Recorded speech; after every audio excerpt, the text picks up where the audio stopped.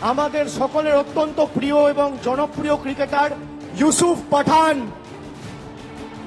বহরমপুর থেকে লড়াই করবেন ইউসুফ পাঠান।